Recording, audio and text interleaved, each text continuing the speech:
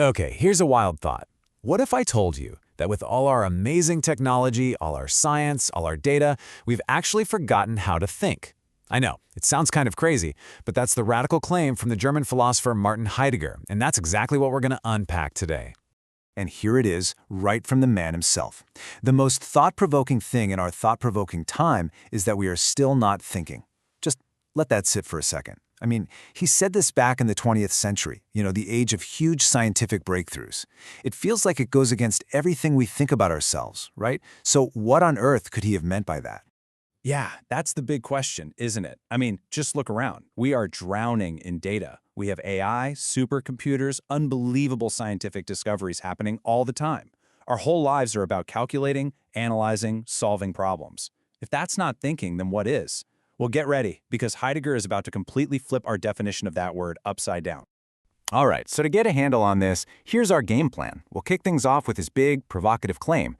Then we'll look at what we think thinking is. After that, we'll get into his idea of the call to think. And this is really cool. We'll uncover the hidden link between thinking and thinking. And finally, we'll wrap up by seeing how all of this matters right here, right now.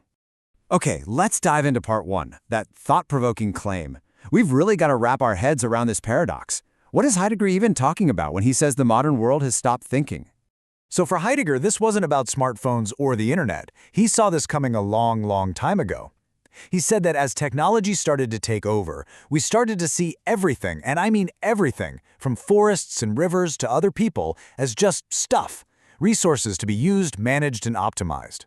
We got obsessed with doing, with calculating and producing, and in all that busyness, we lost the ability to do a much deeper kind of thinking. And that brings us to a really crucial point. If you want to get what Heidegger is saying, you have to kind of forget your normal definition of thinking. He's playing a totally different ballgame here. So here's the heart of his whole argument.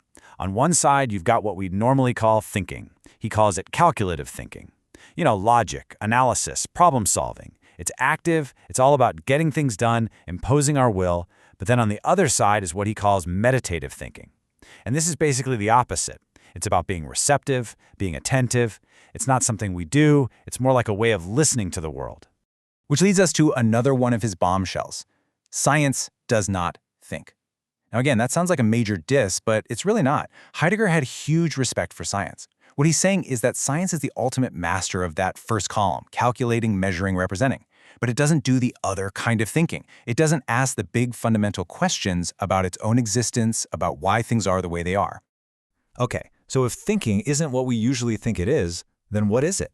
This is where Heidegger does something really brilliant. He just changes the entire question.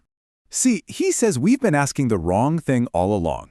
We ask, what is thinking? Like it's an object we can dissect. But the real question, he says, is what calls us to think? In German, was heißt uns denken? And this little shift, it's everything. Thinking is no longer something we start. It's a response to something that's calling out to us. So what's this thing that's calling to us? Well, Heidegger, of course, gives it one of those long, complex German names, das zu denkende. It basically means that which is to be thought. Now, don't think of it like a math problem you can solve. Think of it more like the deep mystery of existence itself. That staggering, simple fact that there's something instead of nothing. And here's the tricky part. The more you try to grab it with logic and calculation, the more it slips through your fingers. So, here's the bottom line. You can't force this kind of thinking, right? You can't just schedule a 2 o'clock meeting to solve the mystery of being. It doesn't work like that. The only thing you can do is get into a state of patient waiting, of just being attentive. You have to quiet down that voice that always wants to calculate and control everything and just listen. And this leads us to what I think is the most beautiful and powerful part of his whole idea. He finds this incredible secret hidden deep inside the German language itself, and it perfectly ties everything together. Okay, this is where it all just clicks. Check out these 3 German words. You've got denken, which means to think. Then you have dunken, which means to thank. And finally, Gedächtnis, which means memory. Now, Heidegger's big insight here is that these words don't just sound similar. They all come from the exact same ancient root. And for him, that's not a coincidence at all. It's like a clue to a forgotten truth, hiding right there in the language we use every day. So let's connect those dots. For Heidegger, real thinking, denken, isn't about solving problems. It's a kind of grateful memory, Gedächtnis, where we remember and hold on to a gift we've been given, And what's the gift? It's just being. The absolute unearned miracle that anything exists at all. So, if you follow that logic, the deepest, most authentic kind of thinking is really, at its heart, an act of thanking, of Duncan. And this leads Heidegger to ask this really powerful question. So would the highest thankfulness then presumably be thinking? And if that's true, then the opposite must be true too. The deepest kind of unthankfulness, the ultimate ingratitude, would be thoughtlessness. Okay, let's pull all this together, because this very philosophical idea is, I think, super relevant to how we live our lives today. That word, Gedankenlosigkeit, or thoughtlessness, that's Heidegger's diagnosis for our modern times. And again, this isn't about being dumb or just forgetting where you put your keys. It's a deep, fundamental state of ingratitude. It's when we're so busy using and managing and controlling everything around us that we just completely fail to notice the simple, miraculous gift that it's even there in the first place. I mean, just think about our world. It's all about nonstop productivity, life hacks, optimization, endless digital distractions.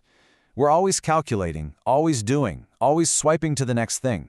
In Heidegger's terms, we're pretty much the perfect picture of thoughtless. We're simply too busy to be grateful, too busy to be open to the things that truly deserve our thought. So if there's just one thing you take away from all this, let it be this. Heidegger is telling us that true thinking isn't a tool. It's not a hammer that we use to bash the world into shape. It's more like a grateful attention that we pay to the world, a way of saying thank you for the simple, amazing fact that it exists at all. And that leaves us with one last question to think about.